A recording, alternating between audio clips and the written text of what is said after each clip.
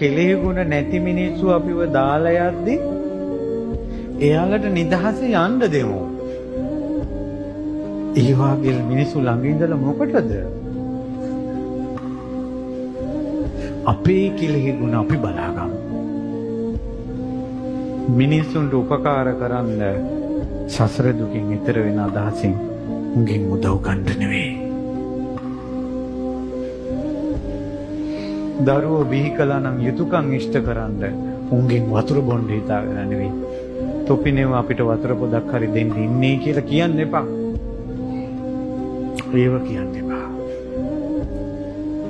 අපි මේ දුර්ලභ මනුස්ස ජීවිතේ දුර්ලභයි කියලා භාග්‍යතුන් වහන්සේ වදාලා. ඉතින් දුර්ලභ මනුස්ස උප්පත්ති ලබා දුන්නා අපි මේ සමාජයට.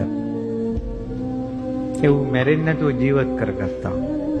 ඉස්කෝලේ යවුවා හොඳ නරක කියලා දුන්නා. උන්ගේ ගමන උන් දැන් ගියාවේ. කොහොමද නිදහස් හිතකින් මැරෙන්නේ නැත්තම්? හැම කෙනාම අතහැර යද්දි නිදහස් හිතෙන්